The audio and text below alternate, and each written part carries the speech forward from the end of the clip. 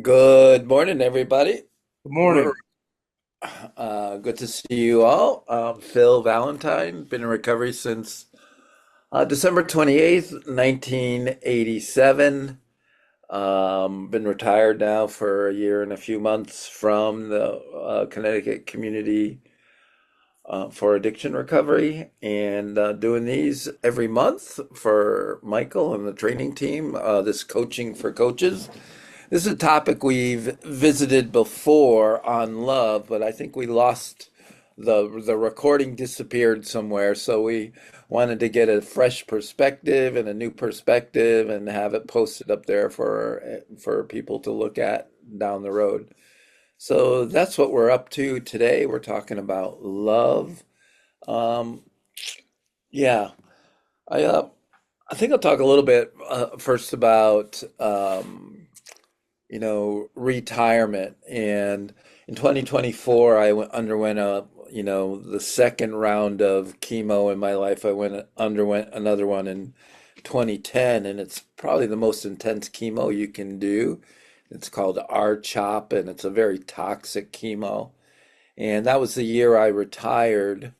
Um, and so all of last year during the summer, I spent a lot of time floating around Narragansett Bay here in Rhode Island, catching small fish, being on the water, walking in the woods, not doing much of anything, just trying to heal and recover. And I'm doing a lot better. But someone in one of these groups said, you can look at retirement with a T, which means you're leaving a some work and you go off into the sunset, or you can put an F in place of the T and call it refirement, that I'm going to refire. And I've decided that really fits me. What am I going to do with the time I have left? I mean, that's what everybody has to ask, right? What are you going to do with the time you have left? And for me, one of the things that's my wife is Sandy, and she's been in recovery 35, 34 years, and I've been 38 years. So we decided we'd revisit our roots and go back to the 12-step community.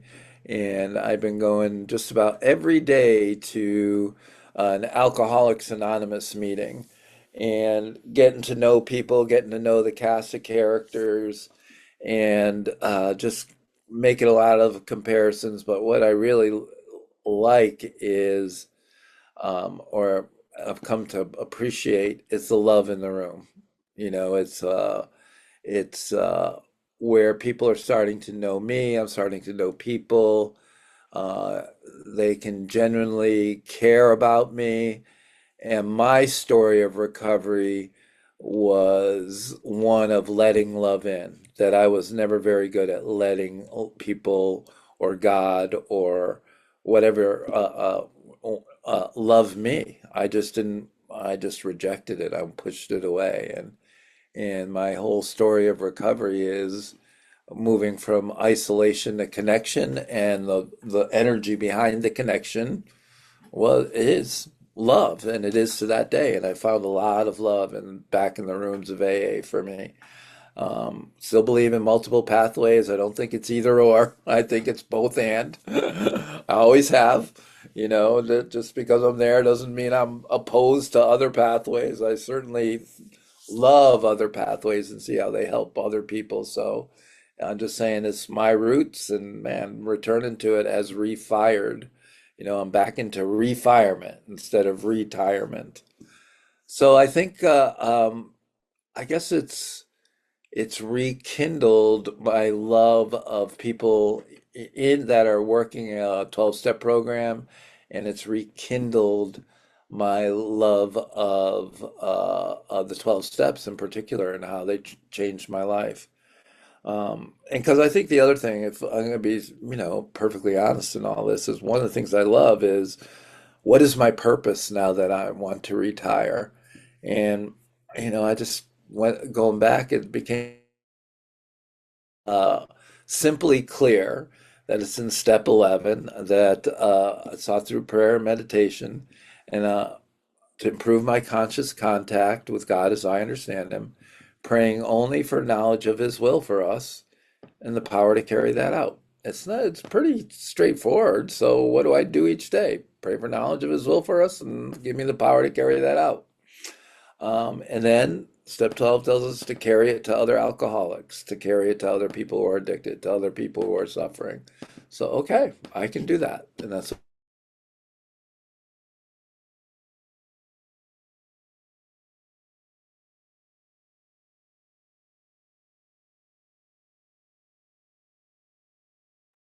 you are sitting. And do you have a favorite Wait, story about Phil, love that you would like to share? bring it right back, Phil, because we lost you for a second there. Where'd you lose me from? From when you transitioned to asking us that question. Gotcha. So, what I'd like to hear is your name, where you're sitting, a story, one of your favorite stories about you and love. I'll put you on the spot. So who might be a little courageous and talk to me about love. I heard Danbury was all willing to talk about love over there, but is there anybody else about your name, where you are, and a story about love? Pete, I appreciate you, Pete, so much. Thanks, Phil. I appreciate you, man. I always look forward to having these meetings when you're in them. Um, yeah, I don't know if you saw my chat because someone was talking about love. And um, when I first completed the RCA as an attendee, the Recovery Coach Academy, I remember thinking to myself, man, this is really all about love because it was about, you know, accepting people where they're at, treating them as a resource, and then we were working on boundaries, um, and then self-care. And then you've even said it, from time to time, it's a way of life, right? Yeah. The RCA is a way of life. It's a way of going about the world. That's the way you say it. And ever since then, I've kind of like honed in on, and then now I'm a facilitator. I honed in on all the different modules, and it's still, to me, it always stands out. And one of my goals right now is try to get this RCA out to the churches more. I think I'm making good progress. I connected with this national training organization, and they have funding for the faith communities. And I told them about my idea to bring the Recovery Coach Academy to the faith communities, right? Partly because a lot of churches have recovery groups, but the pastors typically don't know anything about recovery, and they just feel like, oh, anyone that has a heart for recovery, go ahead and lead that group. But they never give them any training, they never check in with them. And I think to myself, man, what you're kind of leaving them out in the wind on their own without any guidance, right? And trusting that the Lord will guide them. But anyone that's been practicing their faith knows that it's not just faith alone, it's practice. There's things that need to be done. There's a methodology, even, if you will. Now, granted, faith has no logic, et cetera, but you don't get there for without some kind of process, right? So the same with love. Love is not just like a simple idea of like emotional, like feeling. It's beyond that to me. It's Mhm. commitment. Yeah. It's pain sometimes. It's looking at yourself and asking yourself, why do I not like this person? And then still choosing to love them, right? And even Yeah. loving, like what I'm learning now in my stage of life, is loving someone that doesn't love me back.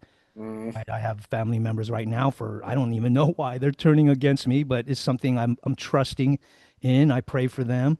But the point is that um, I really truly believe still, because I do facilitate the RCA or the CCAR curriculum, hmm that it's always been centered around love.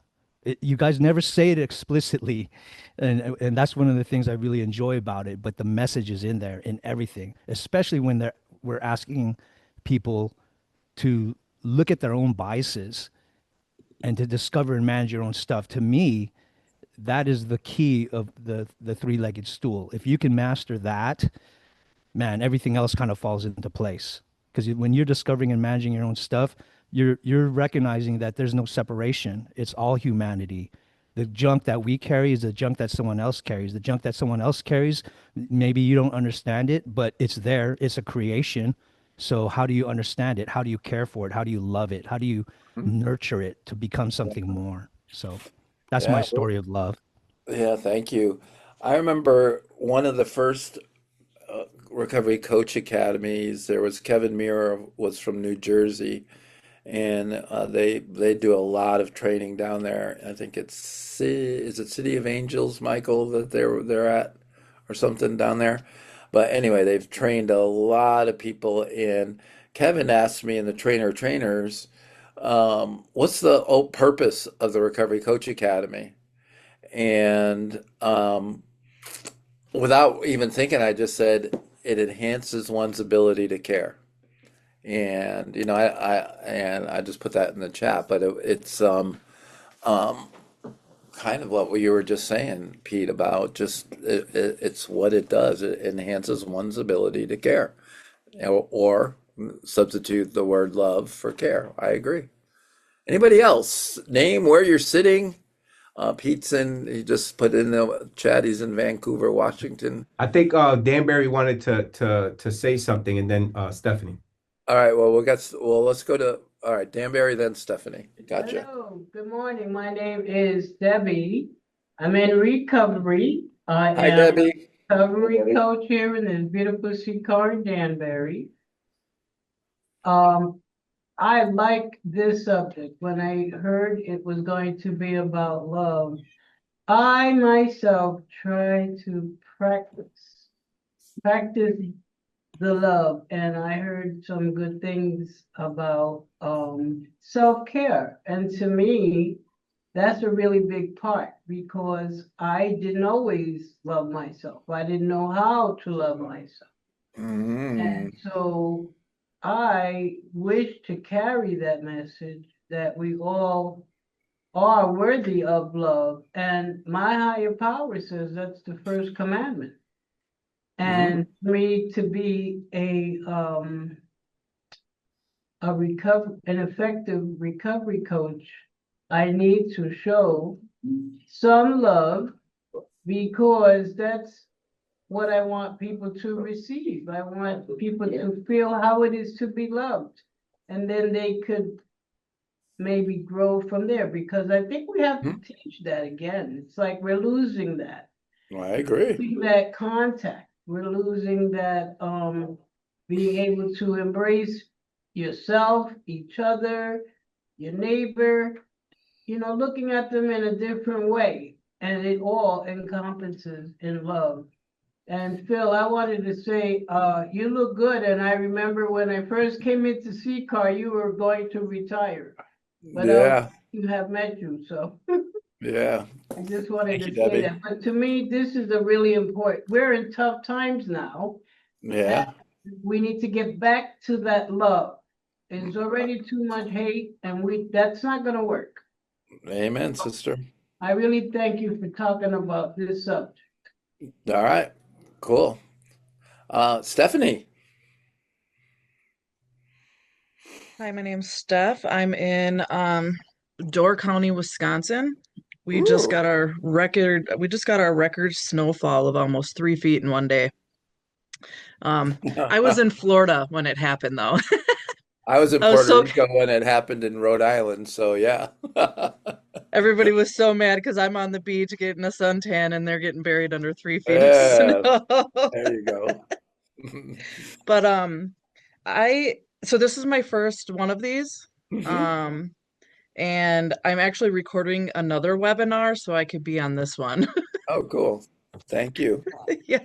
Um, and I'm gonna, a little bit off of what Pete was saying, like love is more than a feeling, and he hit it right on it. It's a commitment. It can be pain, forgiveness, and also, I was kind of making notes, like suffering too,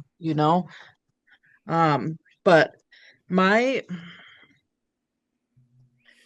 My story of love actually happened probably in the darkest time of my life. And when I got incarcerated in 2019, I had nobody, and I'm sitting in jail and I thought I was going to get a lot of time because my first offer was 5 years in, 5 years out. And then I got in more trouble and caught more charges in a different county.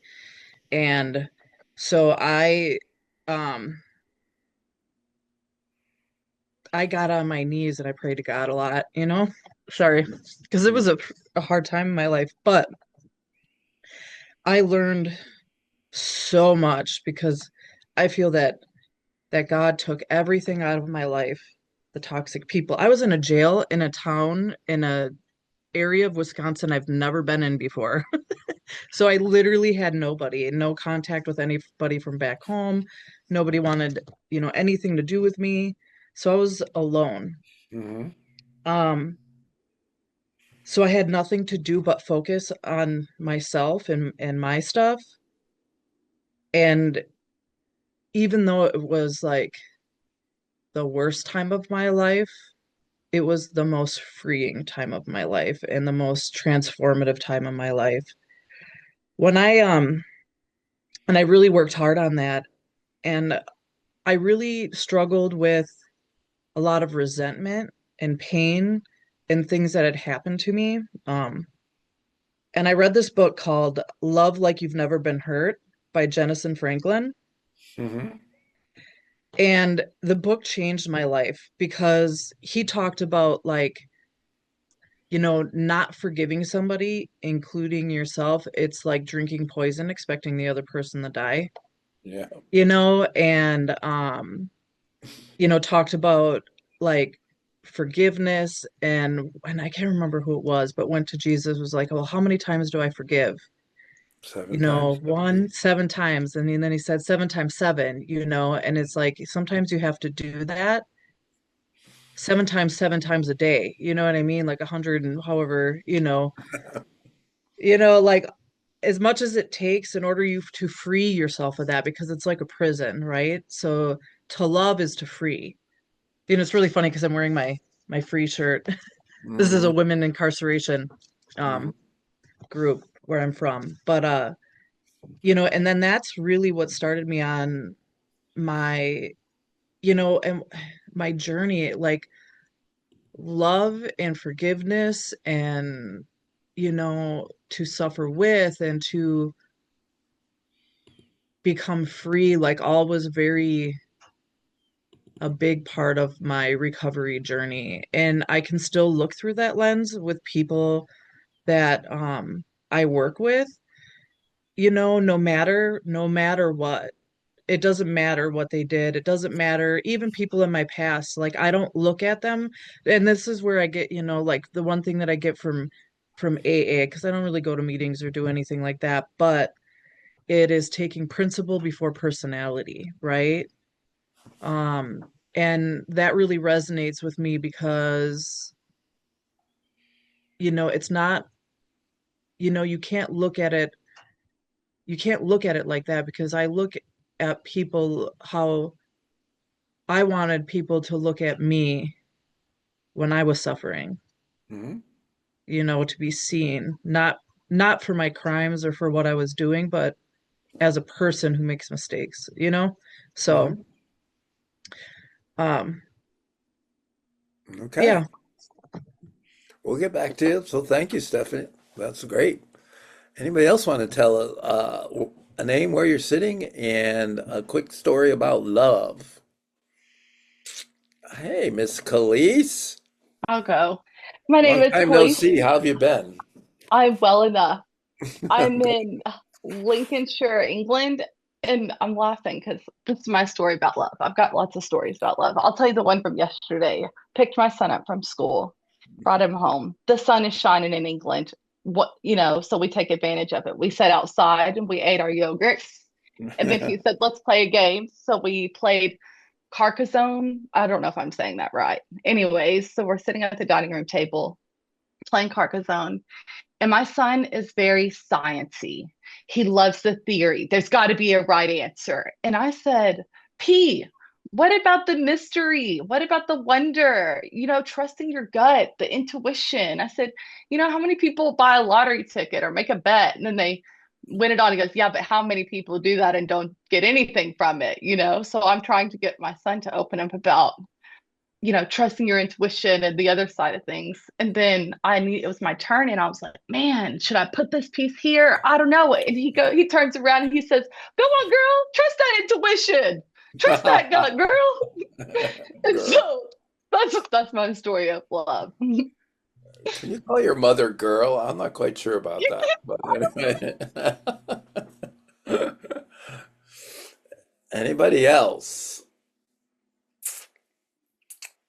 Michael, you always have a story, and I know you want to just facilitate, but I'm not going to or just kind of run the show. I'm not going to let you do that. I think Danbury has another story, and Okay, cool. then I'll say. All right. Good morning, everyone. My name is Robert. I'm the center manager here at CCAR, Hey, Robert. Connecticut, and in 5 days I'll have 35 years. Like, I'm in awe. Like, this whole month it's been unbelievable. I've been being waked up like 3, 4 o'clock in the morning by my higher power and reminiscing about my past and where I'm at today in my life. So it's been an amazing month for me. I just want to say when we saw the topic love, I'm not going to tell you what love is. I'm not going to explain what love is. I'm going to show you my experience.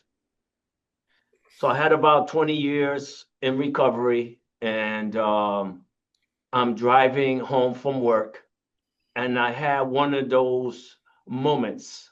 The fellowship I go to, they call it character defects. I had one of those thinking moments about jealousy, how I felt on my way home because my wife didn't pick up the phone. And I'm driving home and I'm feeling some ill feelings, and I really want to tell her about herself and how she didn't pick up the phone. How dare you? Don't you know who I am? I had that moment with around 20 years. And I remember driving home, and I parked the car, and I walk in and she's cooking. And I looked at her and she looked at me and she said, "What?" And I said, "You know what?" I said, "You don't love me anyway."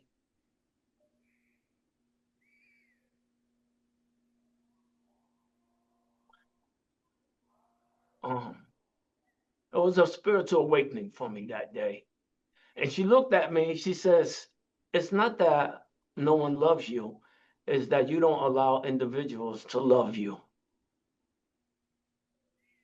And she brought me back to my childhood. To think about my childhood, and I always had anger and resentment growing up in my family. And when she said that, I didn't allow individuals to love me, something happened that day. I don't know what it was. I want to call it a spiritual awakening, because it brought me back to a child when I always felt that no one loved me, not realizing maybe it was me not allowing individuals or my family to love me because of anger and resentment actually overpowering the love. Yeah. Right. And so today, I know today my wife loves me. We actually been together for over 42 years. Uh-huh. So my wife has been through the muck and the mire with me.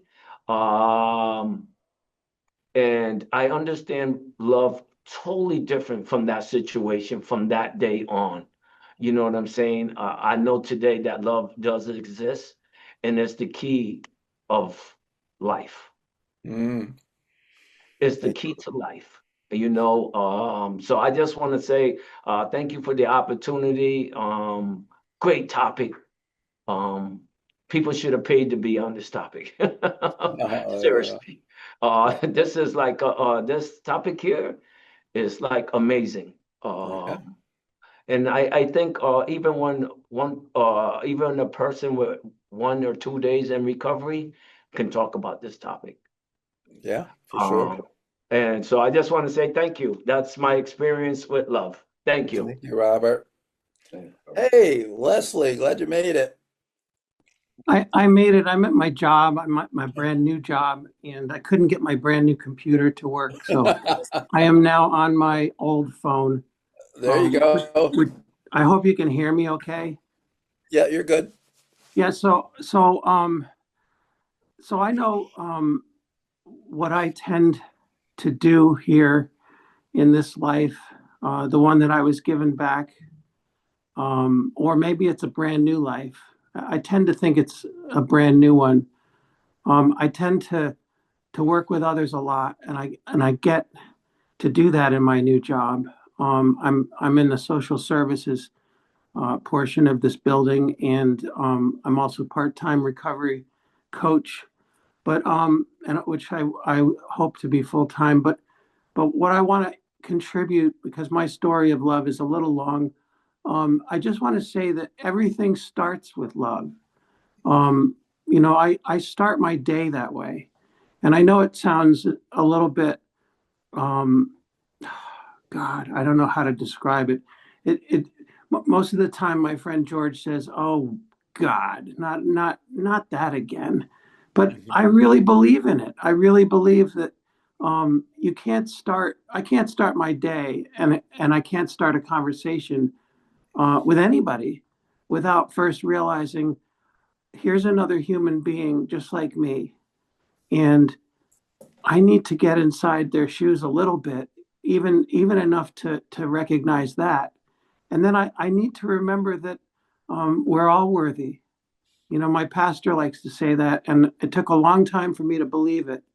But he loves to say we're all worthy and we're all loved. And I pass along that message first before anything else, especially when somebody sits down in my office and starts um, telling me all kinds of stories about how worthless they are and how many times they made a mistake. How many times did I make a mistake? That's what human beings do. We make mistakes. That doesn't mean we're not worthy of love. So it starts with love, and everything else follows after that. Thanks. Yeah, thank you. Well said. Michael? I thought I was gonna get away. No, you know me better than that. It's so funny that I've been knowing this topic for a few months now, and that you were gonna do this topic. And the first thing that came to mind was when I was a teenager and I was out there in the streets, and um, the first time I heard a grown man tell another grown man, "Yo, I love you," right? It was kind of like love him, Uh, and like I took a pause. And I got curious, right? So then I asked the person, I was like, yo, you really do love that person? Yo, like you just threw that word out there. And I remember as a kid, them telling me, yo, you can't be throwing that word out there like that. You got to really mean it, right? You just can't just use the word like that. And I used to always be like, but then that word's got to be powerful. And it's like, it is powerful, right? Because I've seen myself where I've had conversations with people in my family, grown men in my family, and I tell them I love them, and they break down and give me hugs, and they be like, "Yo, I love you too." And I see it in their soul that they really do mean it, right?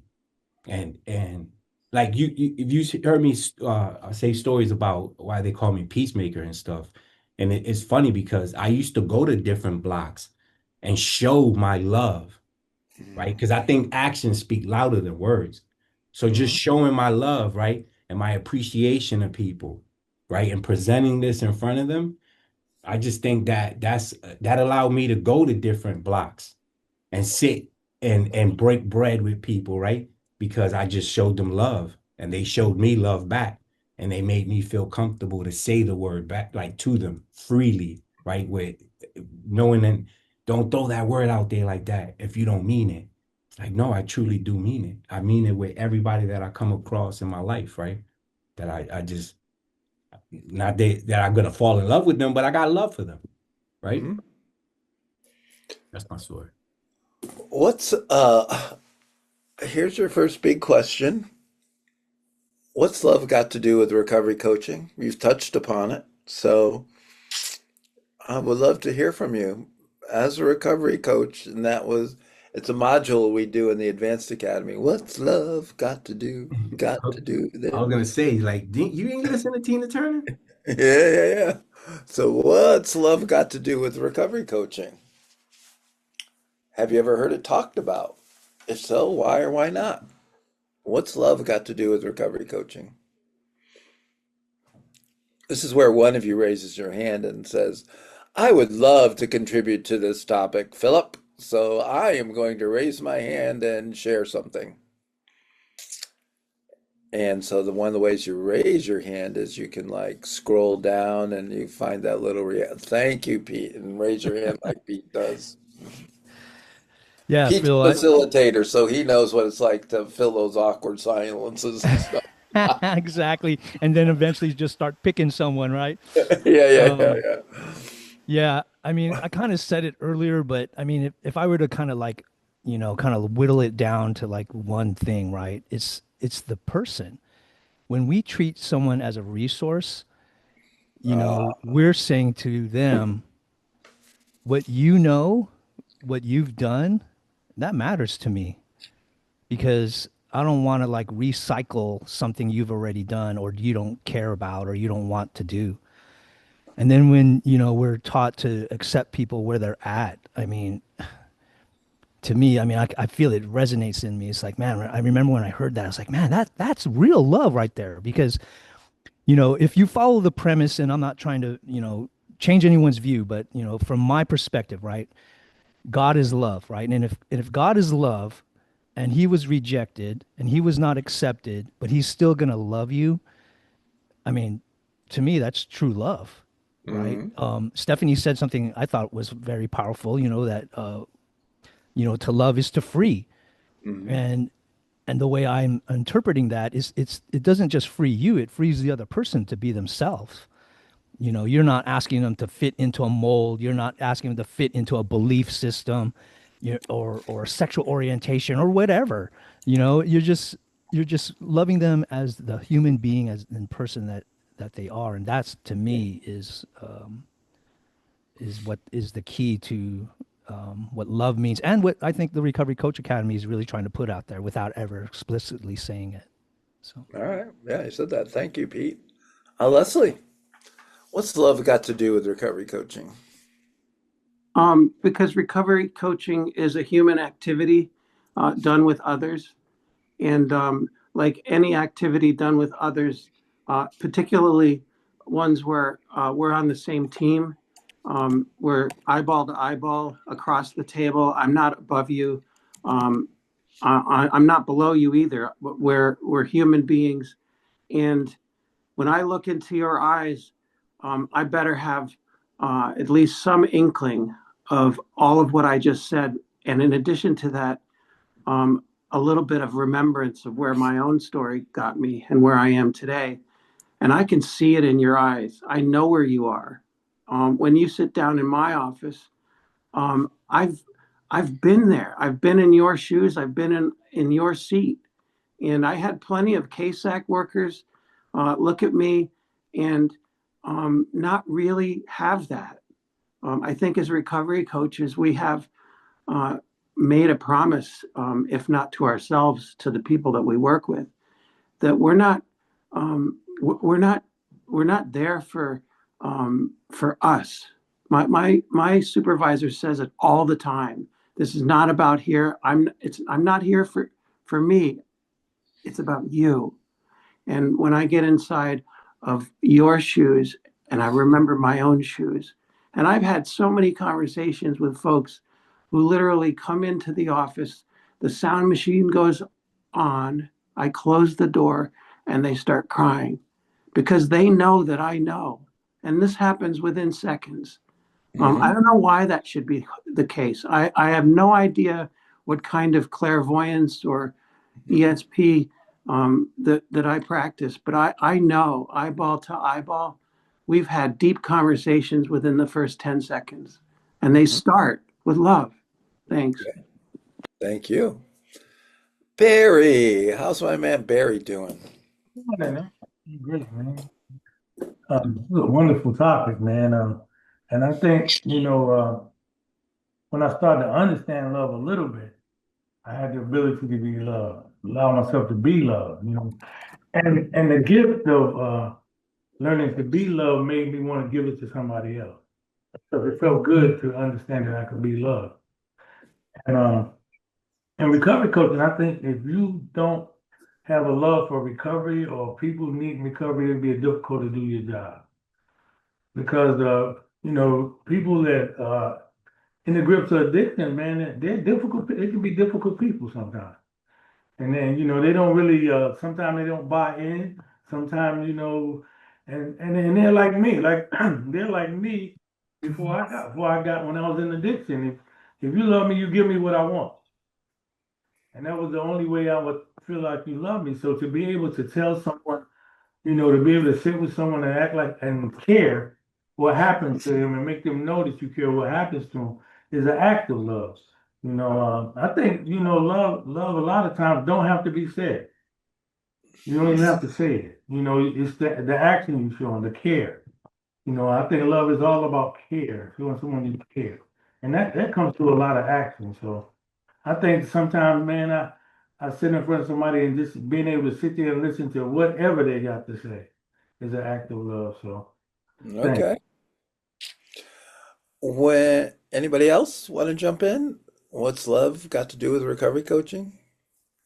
Because we're going to kind of be talking about this too next for the rest of our time too. Miss Connor. So I put a couple things, and then really what I dumped it down to is love is the instrument for transformation. Okay. Who's love?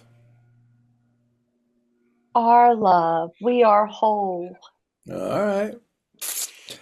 Um, in my experience, being in recovery, 38 years and being in touch with the treatment community all these years, and often people are trained, like a clinician or a counselor or even a therapist that if they were taught to love their clients, what is your response?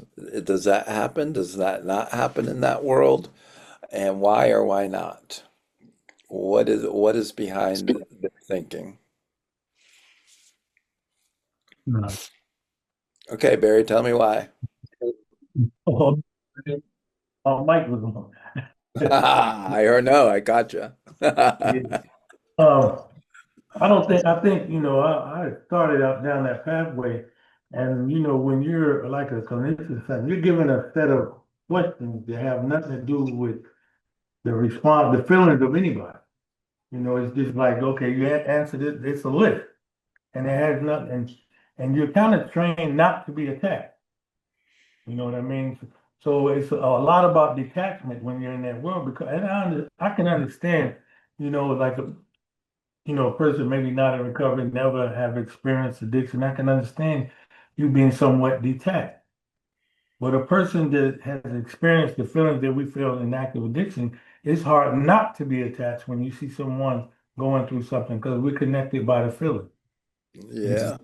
So I think a lot of times, that's why I would really value recovery coaching over actually ever being a clinician because I'm not, they just want to know questions for whatever's on that list is what they have, period.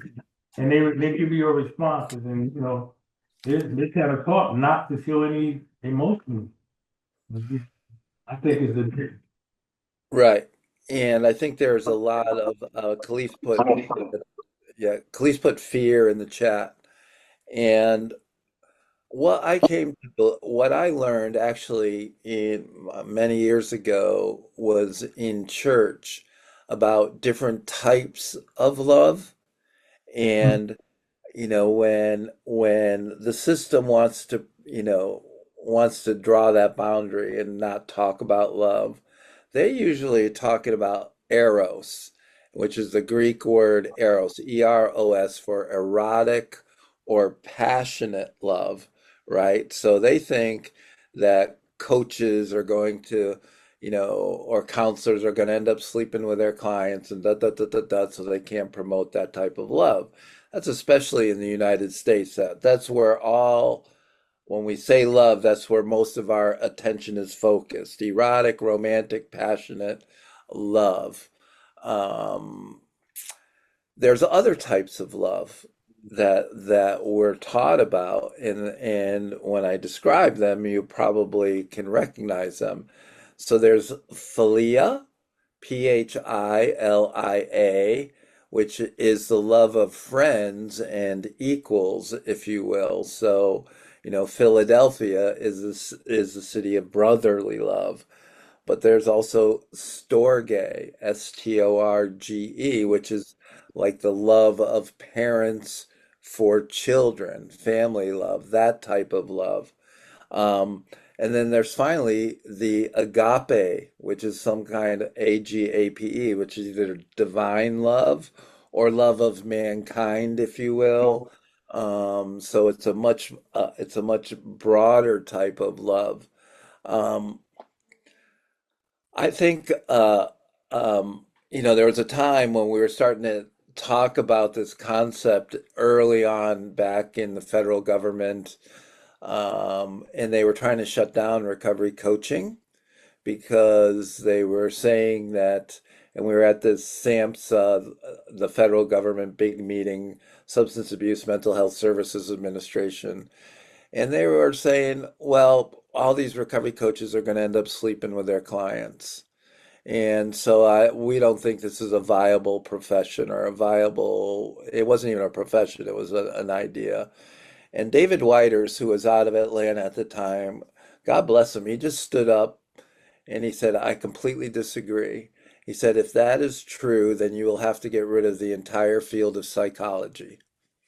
So I was like, whoa, because, there have been there are cases, but that doesn't mean it happens all the time. I mean, it's not, it was fear-based response. Um, but I do agree that oftentimes we get all those loves mixed up and we have a hard time separating what is, my love of my brother or my sister from romantic love, or the love of children is a little easier but it still gets mixed up. Um, so I think if we can start to understand what type of love we're talking about, it becomes a powerful force in the field of recovery coaching. Anybody have any thoughts about what I just shared about the different types of love and what was going on? Anna, you had your hand up. Would you like to say something? Hey, yeah, thank you so much, Phil, and hey, Michael, and everybody. I'm in my car, so hopefully you can hear me okay. Yeah. Yes. Okay. All right. So I love this topic too. And also, I heard there was a lady from Door County, Wisconsin. I live over here in central Michigan, but I'm originally from Wisconsin too. So I thought that was pretty cool. That's her first time being on here. I love these collaboratives. So there's that word love. It's probably going to come up 50 times today. But one thought that I had about love that I always think of is, like, I didn't love myself when I was in my active illness. I just didn't. I didn't have self-love for myself, no self-respect, self-worth. And I carried that with me for a really long time. And when I got into recovery, I had received love from other people, which was just like non-judgmental, caring, supportive, meet me where I'm at type of stuff that I never experienced before. And when I allowed myself to receive that, I was like, whoa, like there was like a huge like dots connecting in my head, fireworks going off, and I'm like, I want to give this to other people. Like that was my immediate thought was like, how can I give this to other people? And I had realized that, you know what? In order for me to like give love, I have to have self-love, right? Which to me kind of is like self-care is, well, I have to take care of myself. I have to love myself and accept myself because I can't give to other people what I don't have for myself. And by practicing self-care, I make sure that my little cup is filled, right? But the way I look at it is I make sure that my fire is stoked. So I just keep stoking my fire all the time with like love and respect and patience and grace and stuff towards myself so that I'm able to dip into that at any given time if need be, especially as a recovery coach. And then there was another thing about the self-love and the giving that to other people. It's going to get away from me, guys. Hold on, I'm driving. So, okay, yeah. So this is another thing. So I encourage people, in what I do when I engage with people, I'm like, self-care, self-love, self-respect, and I encourage them, and I try to like help highlight, strengths that are within them, and it's just like a beautiful thing to see that spark, that light coming back into people's eyes. And then I'm like, you gotta. Oh, sorry. And I'm like, but I have to be a role model. So there's a responsibility that comes with me showing myself love and care and kindness and grace. I have to be able to show that to myself before I can hoot and holler from the mountaintops about other people. You got to love yourself, man. You got to show yourself grace, practice self-care, self-love. So there's a responsibility that comes with it too. But I love all you guys and I love being here. And I'm at this lunch and learn. We got to feed like 50 people. So All right. we stay on the line with y'all, Yeah. but All right. well, thank you for having me. Okay. Charles. Um, Hello, good morning, everybody. Charles Garner, Good RCP. morning. Phil's a bless. Yes, I'm well. Thank you. Finally get to meet face to face. Um, and welcome back. For me, I would like to speak on the first part about love. I don't believe from the beginning of time of like since I've been born, like I didn't know what love is. For Yeah. me, I will definitely speak first. I believe for love for me was like pain. And this was like, they say everything starts from the home. It's, your integrity, your morale, respect and everything is, you're taught. It's home training. So for me, it's like you always heard, oh, I love you kids, or I love you. But it's like, well, if you love me, then how is it that I feel so much pain and hurt and destruction inside? So Oh, um, question. for me, so it's like they say, love hurts, and it's true. And it doesn't mean that, just because it's hurtful or painful, it doesn't mean that it's always bad. As I was speaking earlier with baby, pardon me, with Michael earlier. Sorry, Mike. That I was just so I spoke about like if about loving yourself is more important, but it's like it's knowing yourself. And for me, it was accepting God in my life. It's like if I'm gonna have to hurt and go through this much pain, it's like that one push up or that one burpee you're able to do. The next you're able to do 5, then you're able to do 7. So it's all a growing process, and it's about how you're accepting it. But a lot of it was just how it was presented to me. So I felt loving as long as you did something for me, then that meant you did that you loved me. Um, but I wouldn't say that's necessarily the case. The fact is that for me, it's an internal thing. It's about the integrity, it's the morale, and it's the respect that it's the respect that you show for the next person. It's not always just a monetary, like a like a money value, just because if it costs something, or um, you what have you. But for me, it was just so, like I said, that pain and that love I had to go through was really showing me the opposite of how to treat people.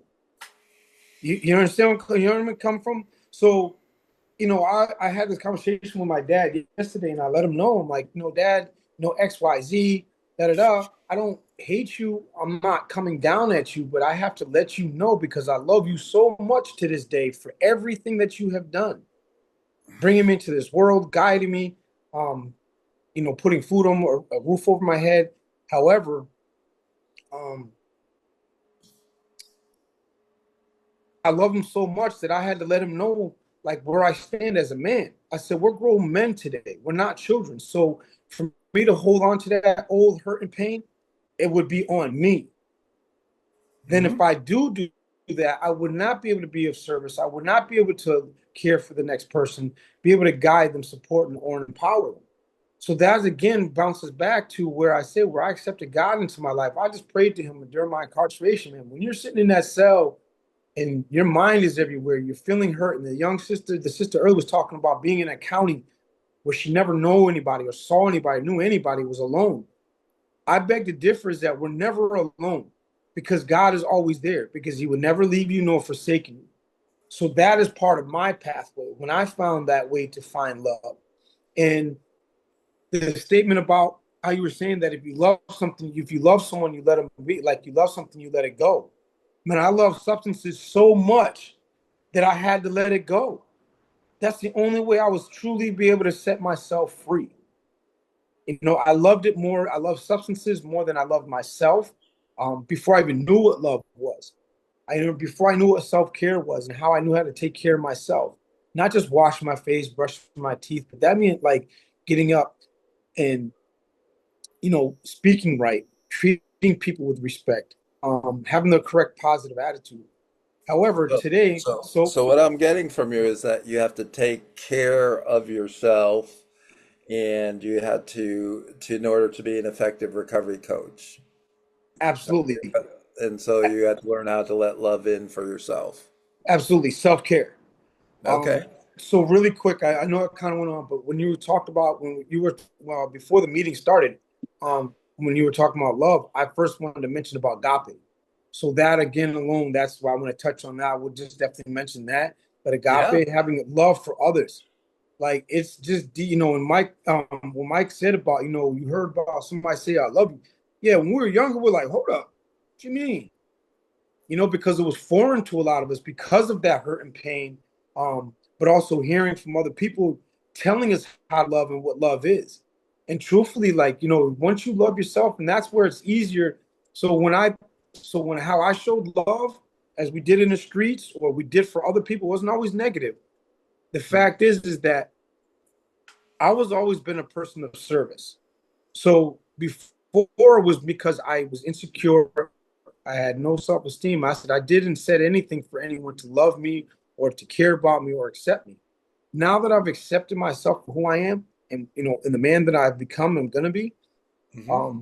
it's much easier. So it's really honestly is treating people like I said, like they say about the three-legged stool, treating people as resources, um, not wearing your emotions on your sleeve. So that again is just going ahead and just doing God's work. For me, is just doing God's work because I was placed on this earth not for my own selfish reasons, but for him, for me to serve him and to serve Got the it. community to the best as I possibly can. And thank you Thank for you, letting me Charles. ramble. I Thank appreciate you, you. Charles. Thank you. So Leslie, we were talking a little bit about the different types of love and in the counseling field and all that. What do you, go ahead.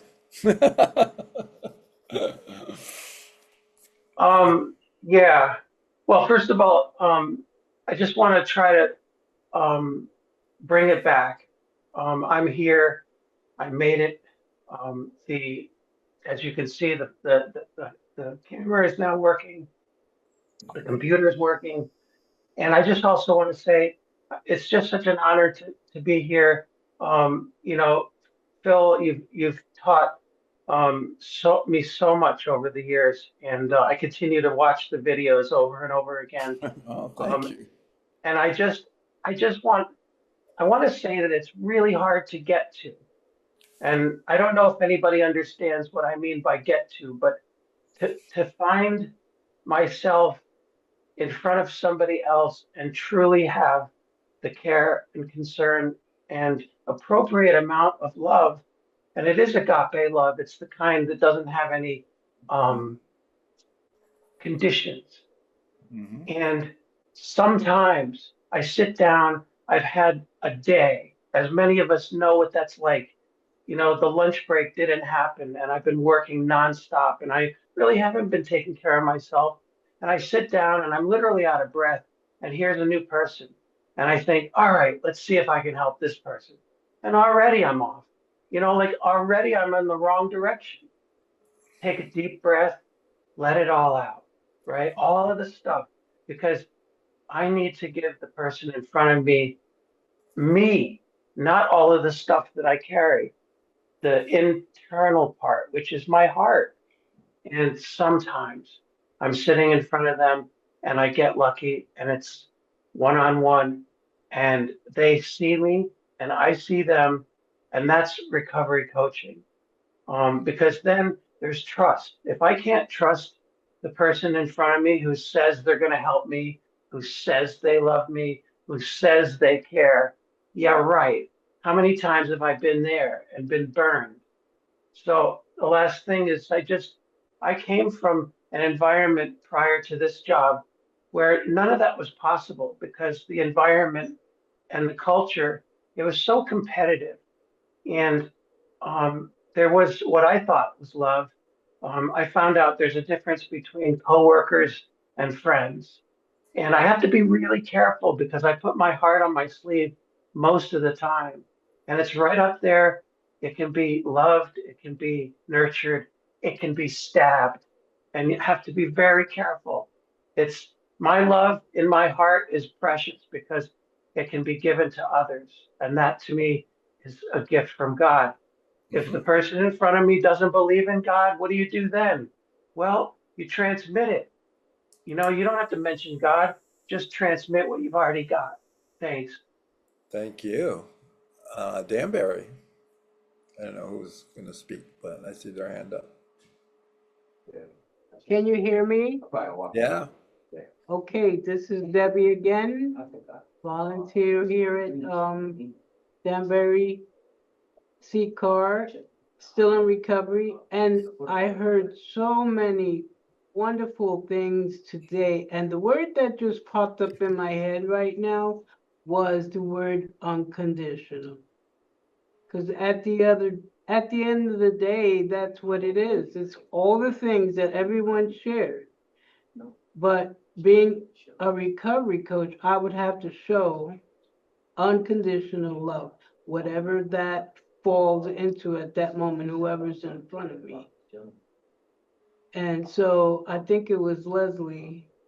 I thought about that too. What if someone doesn't believe in a high power? You know, and I like when you said the word transmitting, because that's also another way to do the recovery coach. Well, I And think, we're also vessels. We could mhm. be the vessel for that. So thank you for letting me share again. Thank you. I would also say that I would agree that if if I was, we talked about light and love, and if that's the energy that fuels our soul, if we are filled with love, then we can just sit with someone, and our greatest gift is our presence. Our greatest present is our presence, and so that's taking care of yourself. And I heard a few of you talk about self-love. And my take on this is, for me, I cannot love myself. Can't do it. If love was going to fill up my soul or my battery, then I can't do that on my own. I have to let another source fill me up or love me. To me, that's God, it's family members, it's friends, it's nature, it's lots of ways.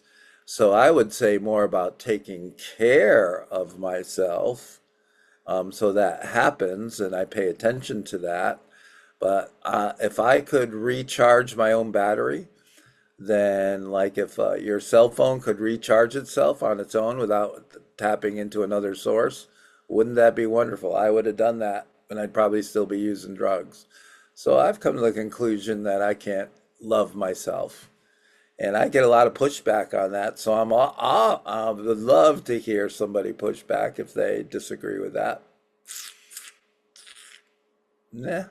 Any thoughts about what we're talking about so far? I definitely don't want to hear from Kevin because he's like, he's got that look on his face. He's kind of ornery today.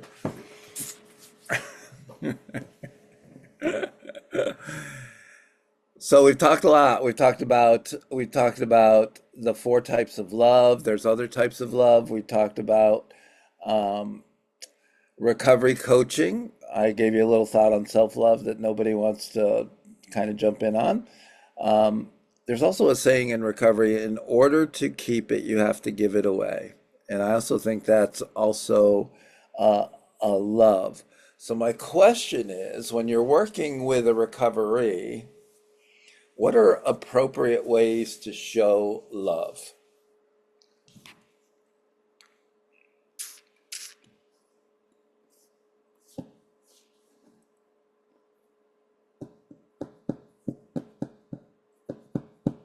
What are appropriate ways to show love? Steph. Um, I mean, a lot of what I do is I just sit with them and listen. That's it. Okay. Mm-hmm. Yep. Anybody else?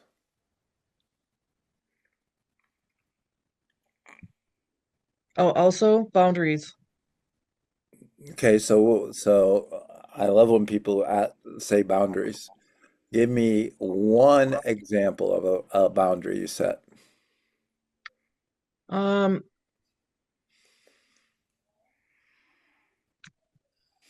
boundary that I set. Well, you said you have to have boundaries. Name one that Yeah. you set. So, I mean, modeling good boundaries, you know, um, the a boundary I set is telling or is letting them know um what I can and can't allow. Okay, so So there's no like to have the least amount of surprises to them, like I mean a big one is yeah, like I'm here for you and all those things, but like a boundary is, the only time a mandated reporter is if they're threatening to kill themselves or others or harm others or themselves. Like that type of stuff. And I like to do, obviously that is a big one right away, but just let them know, um, like those types. I don't know.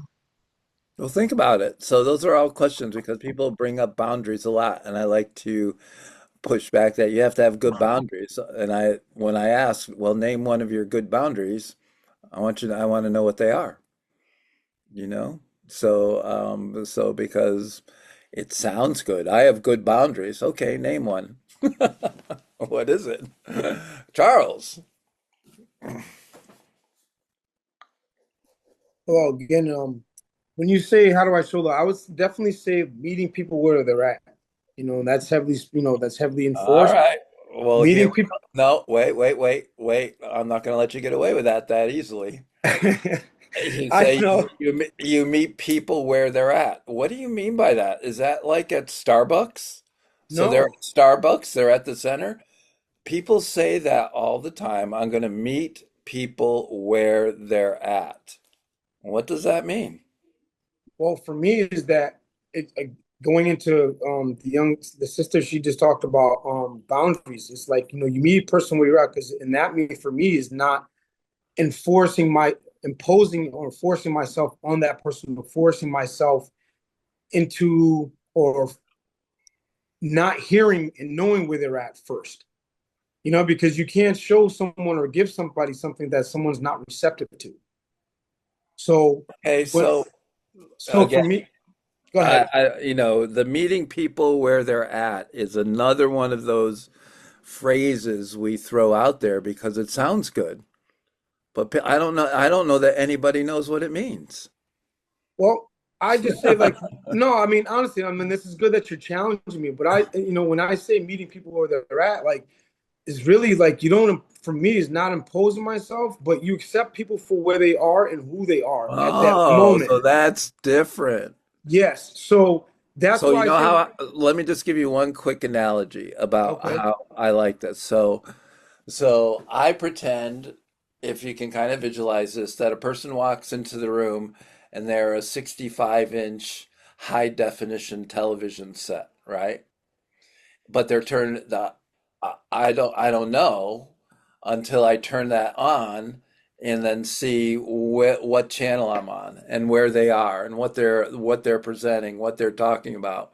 When they yes. first come in the room, I might look at them and I could see somebody walk in like Khalees and go, "Oh my God, she's a lot of trouble." So I don't even know how I'm going to deal with her. But whatever your first reaction is, so that's where the first time we manage bias is by our first impression. And so, one of the most loving things we can do is look at somebody as a clean slate. I'll take what I'm seeing and sensing, but I need to hear them, listen to them, look them in the eye so I can establish what their story is and then how I can help them. That to me is meeting people where they're at. Non-judgmental. Oh You no, know, I'm judging. No, no, I am definitely judging, Charles, the whole time. well, What I do with no, those judgments is a whole nother story. yeah, I was trying to keep it honest, trying to keep it as professional, but honestly, Yeah, I'm saying for me now today, of course, I've always judged. I've always been judged, but yeah, that's why I say I meet a person where they're at. Like I can assume. I mean, that's like what I was hearing was that okay, we assume, like you said with the TV, okay, we think, oh, this is a glamorous piece of technology, but until you turn it on, you realize that the self-worth is way more valuable yeah. than anything. That's the part Okay. that you keep appreciate. That's the part that you respect and that you internalize. Like, and that's the beauty of CICA, the RCA, honestly. So I'll say this much. Until I met a brother at one of the facilities, he was my first coach. He's from Danbury. He's actually sitting down at the end, Brian. Yeah, yeah. And this brother always Good says, man. brother, man, what's up, Brian? So this brother also said, brother, I love you. I love what I do. I love CCAR. I love you. But when he says I love you, I was like, wow, that makes sense. However, when it comes to like when we talk about non-judgmental and like really loving something, having like that passion, man, like not it made more sense to me.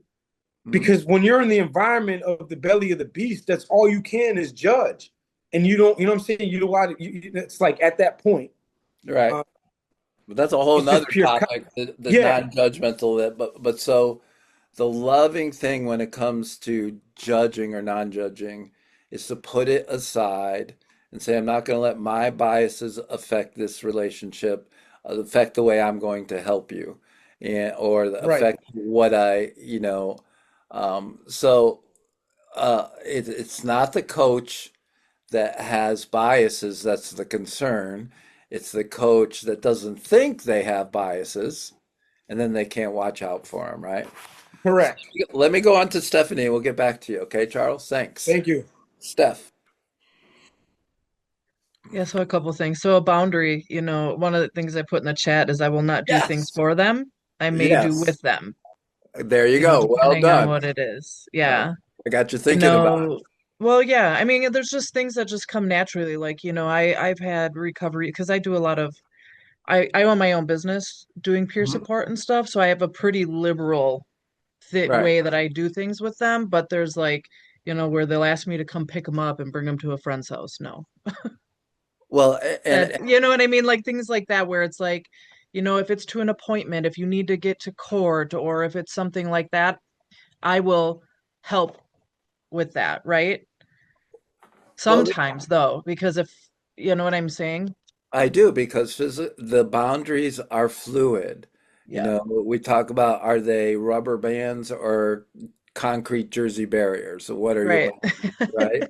Right. But the other part is it's easier to define like physical boundaries are probably the Yeah. most easy to like I'm not going to let anybody sit like on my lap or I'm not going to like let them hit me or spit at those are all physical. Hmm. Where we get into more are like what are the mental boundaries, emotional boundaries, Hmm. and then the spiritual boundaries even. You know, what am I gonna, and that's about how much do we reveal, how much do we do, all that, so and it's also gray area, it's fluid. But I'm glad Hmm. I got you thinking about it a little bit. Yeah. And then the other thing I wanted to touch on is when like meeting people where they're at. Yeah. I have a very, where a lot of recoveries, a lot of my peers, they'll lie to me, like right out the gate, but I don't call them on it because they're doing it out of a defense mechanism, right? So I'll wait. In like 99 times out of 100, they end up telling me the truth, Oh yeah, I know. without me even saying anything because you know what, they're doing it, sometimes they're doing it as a defense because of shame, self-preservation, they want you to have a better view of them than, Hmm. because they think you're going to be Oh judgmental, yeah. like all those types of things. So I really, with that, I'm like, okay, tell me what you're comfortable. I don't say it, but I'm like, I know they're only telling me things out of, usually it's out of fear, if they're lying, and I'm telling you, they tell me the truth eventually, you Well, know, you, and I'm chuckling because I remember Recovery Coach Academy. somebody was really upset if a recovery was lying to them. And I just said, so? Mhm. I mean, what does that have to do? What does that have to do with you as a coach? And you just modeled that beautifully. It Mhm. doesn't really matter. You just they're talking. Okay, so doesn't affect me personally. Yeah. A lot of times, too, it's like when they're not ready to go to treatment or not ready to do this, and it's just then like, okay, well, what are you ready for? What do you need? Do you need Exactly. anything? That Sometimes it's just letting them sit in that. Steph, dare I say that's a very loving response. I go through it a lot. Good for I've you. been there. I've been there. I'm Yeah, actually helping, supporting someone right now and is actively drinking, but is thinking. It's those yeah, stages of change, right? yes, If they're in the pre-contem or in the contemplation stage, sometimes, they don't get like, into recovery sometimes mid-action stage, yeah. right? There's three stages before that, right? Hmm. Well, So, so what I do here on these things, like pushing back on you a little bit, Charles a little bit, maybe Leslie, always pushing back on Khalees, is modeling coaching. I'm modeling coaching because the thing that and modeling this love I have for people who want to be coaches. And so sometimes it's not all like loving and welcoming and you're wonderful and all that. I said, no, take a look at this. I got to show you this or push back a little bit, ask you a question because I believe in you. And my belief in people also comes through in is because of my love for people. So I believe that you guys can do this. And so if I believe that, and I see something you might want to take a look at, I'm going to ask you. And that's what I've done my entire life. I've just always been that way. The provocateur, as Michael likes to say. I like to provoke people. Let's the ask if I'm going to provoke you or not. Are you going to provoke me?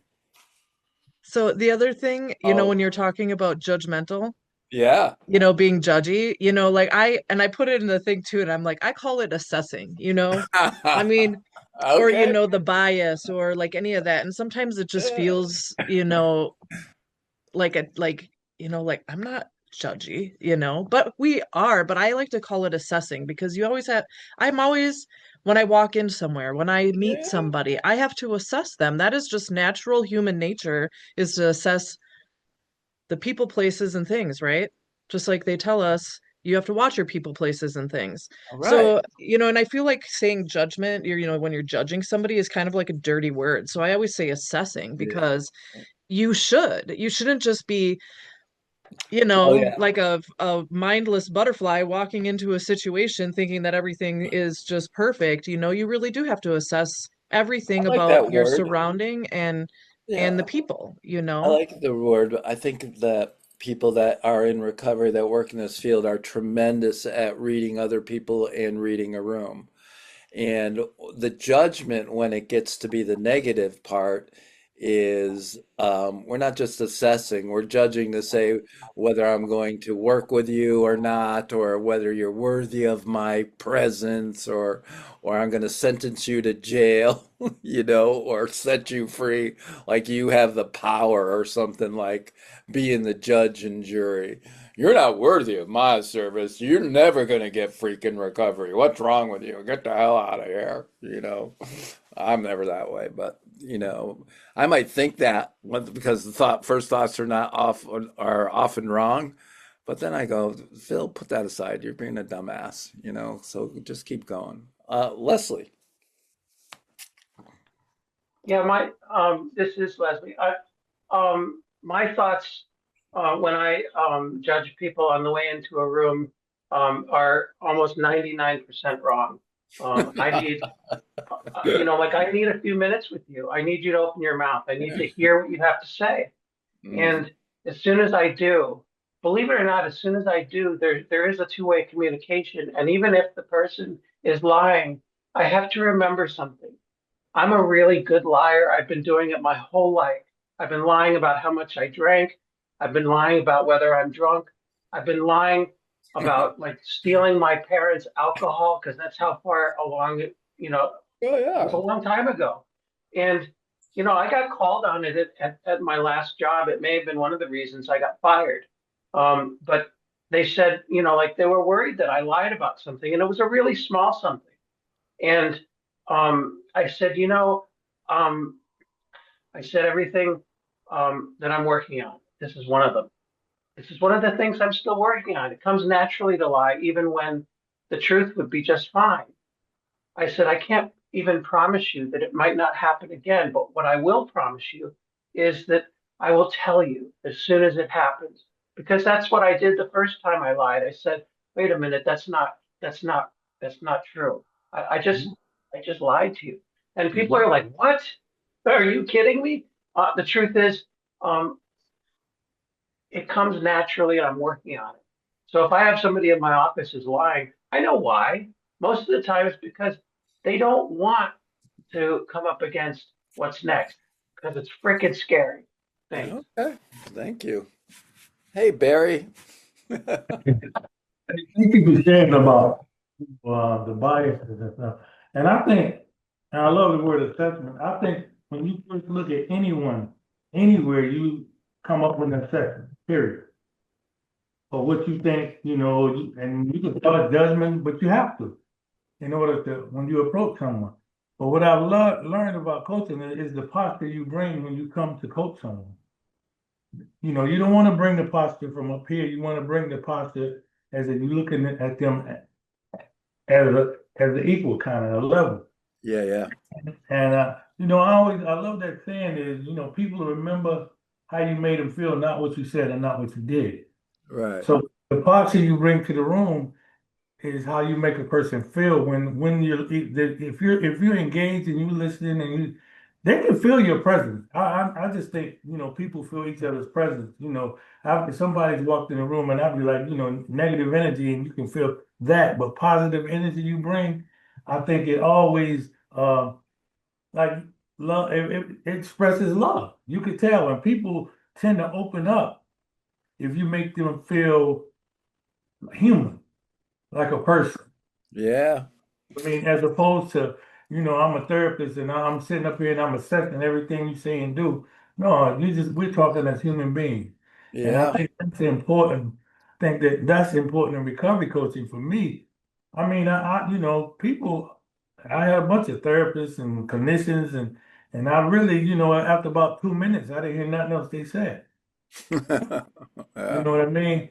But then when I talked to someone in recovery and we talked and I could tell that they made me feel comfortable, and sometimes they got a word that they say that you bring credibility. Hmm. When you meet somebody kind of where they at and you don't look down upon them or you don't talk at them, you know what I mean? And I think that's important as a recovery coach. And the self-love Phil thing, Phil, let me ask you this. Don't you think God is inside you? Yes. So how can you not love yourself? If God is the expression of love from inside you, how can you not love yourself? I was not gonna say nothing because I didn't want to deal with you because I know you got a good comeback, but I had to get it in No, I've heard that. I've heard that point before. I do think God is inside me, but when I talk about, I guess you'd have to kind of boil into the ego, right? That makes Phil Phil. there. The ego of Phil cannot love myself, but the ego of Phil can love the God inside of me. Yeah, I would say that. Love God for sure. That's a good, cool point. Um, yeah, go. Then Leslie wants to challenge it too, so I like that. Go ahead, challenge away. That's perfectly okay. I don't mind that at all. Um, yeah. Um, And I think part of that too is that I think all people are worthy. God don't make no junk, so every life is worthwhile. So I also believe that too, with my whole heart that every life is worthwhile. Um, love. Now, another premise that when I was at CCAR and leading CCAR is that I fully believe that it was okay for our coaches, for our people, for our staff to love the people they served. And how they managed that was their own art. And I was willing to take the risk that the love might get mixed up now and then. I would rather err on that side than trying to create a sterile, detached, cold, clinical atmosphere or culture. I didn't want to do that. I wanted to create one that was loving, kind, nurturing, caring. Um, and I think that's the nature of recovery coaching, is that to have that ability to care, to nurture, to let people see how much you cared. That's okay. How you manage that was up to the coach. And if they ran into some difficulty, or one of the things they call burnout now compassion fatigue, which is kind of funny. But compassion fatigue is like, if you're just pouring out and not refilling, then of course you're going to get ill in some spiritual or emotional or mental way. So that's also up to the coach to manage that as well. Any thoughts on about what any of that I just shared that you would like to contribute? And Kalisa, I would love to hear from you, because it's unusual that you're not like saying something after a while. I'm really pondering. I mean, I guess this is like something I constantly ponder, but I see people come, we've talked about fear, we're talking about love, and like, what is the process to slowly let love in? Phil, you've talked about letting love in, but like, I think in today's society, there is so many walls up. People have a lot of Mhm. walls Oh up. yeah. And so, like, really, and I hear it all the time in training, is like that need for control, having the right answers. And like, I think it's more about how can we support people to let love in? What's that journey look like? And that's where I'm kind of thinking. Because Well, we can talk about it. We can all talk about it, right? And we can all yeah. look at ourselves, but we want to pass forward too, share the gifts. Well, I think part of it for me was the most obviously physical thing, and I've talked to you about this, is going to outside and to like the heavens and raising your arms like this and letting that spirit in. Or like I think I was talking to my sister or one of my kids, and they said they go to the water and they stand with their arms down, but their palms towards the water, and it's just a natural reaction. So what are you receiving when you do that? You know what? And I think that's the agape we talked about, the love of mankind, the divine love that you're just letting in some way. And then there's other times when I know when I'm resisting. I have like this internal thing, like I'm resisting, and then I just say, "No, okay, I'll let you take care of me.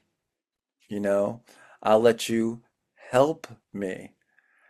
Part of like one of the recovery is let help help. Art Woodard was always saying that, and that's for the person. Let help help. An honest effort to lend power is helping. So if somebody's making an honest effort to lend power, like the power they have when you don't, let them. Let help help. And I can think of specific incidents where that happened, where my first resist, and then I kind of go, wait, let me take a pause here before I say no to this. Let me say, yeah, that might be a good idea for me to do that. And so that's letting some love in to fuel my battery. Yeah, great pondering. Continue to ponder, Sister Khalees. Leslie. Okay, first I have to ask, is that a picture behind you or are you really on the beach? That's just a picture. I'm Okay, reliving my good. Puerto Rican vacation, so I I just like thought maybe you were still there. The second thing I just want to say is, I almost died from the disease of alcoholism, Mhm. and I realized today that I was helped and I was given help, and it didn't come from within me; it came from somewhere else. But I did have a part in it, and my part, I realized after all these years later, my part was that I became willing, and I left the Mhm. door open just a crack.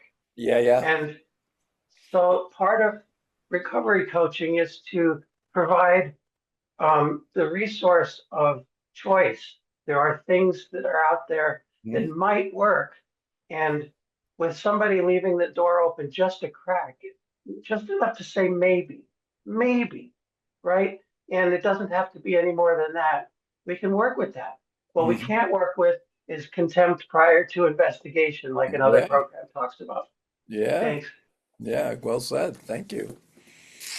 Um, the last weird thing. Can I go a little weird, Michael? You might have to edit this part out. But there's some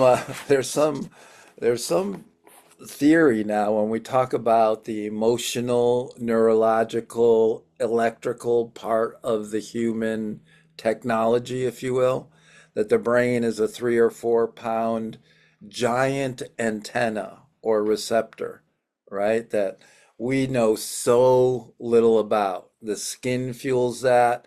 We're reading emotions, we're reading vibrations, we're reading energies, we could be even reading chemicals. We don't know. So a lot of that has to go with the idea of like, why can we read a room so well? You know, you go in and you know kind of instantly like what's going on and what's going on that. So I think if we strip away our suits, you know, and we just become like this neurological energy bundle, that when we sit and we're fully filled with love, that's like the agape love, it's the storge love, the philia love, all of that love, and we sit next to somebody who's not filled, and we sit like in proximity, what do you think happens? What do you think happens? Is there any transfer of energy without a word being said? Feel that reminds me of Art Woodard when you used Yeah, to walk in a room and feel that his energy used to spill all over the room. yeah, yeah. And I think that's the process of work, not work. I don't know if work is opening yourself up to that. Is opening It's yourself up to, called Phil, it's called play. It's called play, not work. well, okay, well, but it's the joy of recovery. It's trying to improve your conscious contact with a power greater than yourself that can fill you. And that is the essence of love, of what we're talking about. And we give you some of the science of how to um, bring that love to the recovery coach profession, but how you wield that love, wield that power, how you use it or don't use it, or just sit with it, like Steph said, and sit with somebody and let them go on. That is your art of recovery coaching. So really, it's how you, and I think wield is the right word. But I don't, wield is kind of like a weapon. It sounds weaponized. I don't mean to weaponize love, but how you carry that love is really your art of recovery coaching. Any other thoughts about that? Come on, Pete, wrap us up a little bit. I was thinking about that. I was thinking about when you listed all the different types of love, that Yeah, that is our art, right? That love itself is an art. And, I do have to tend to agree with you that it doesn't really come from us. It comes through us, yes, because love is one of those like um it's an energy, right? You're asking about yeah, what is that presence that people feel. There's this organization called the Heart Math Institute, and they study about how love radiates from us, right? It's an energy field that we carry, and it begins in the heart. The heart being one of the first organs to be developed even before the brain. So it has energy. right? And that we create this field around us, and that we can invite people in and let people sense it. I mean, one of the ways I bring about it in my recovery coaching is before every training class, I start thinking of all the people that are going to be attending, and I lift them up in love. You know, I Right. ask that I get prepared and that they get prepared so that, we really learn and grow and transform. And what you just shared is it's like attraction rather than promotion a lot of times. So I hope you enjoyed our session. We're at the 11:30 mark in an hour and a half, and thank you for all your pushback, your feedback, and hope to see you again next month. And Michael, what are we doing next month? Do you even know? He'll Uh, say he knows. Off the top of my head, I got it. I don't know either. But anyway, we'll figure that out next month. I hope you guys live long and prosper. And oops, that doesn't really work. Live long and prosper, and then go forth and multiply. I mean, go make more recovery coaches. That's all I meant. Though I don't know what the heck you thought I was thinking of.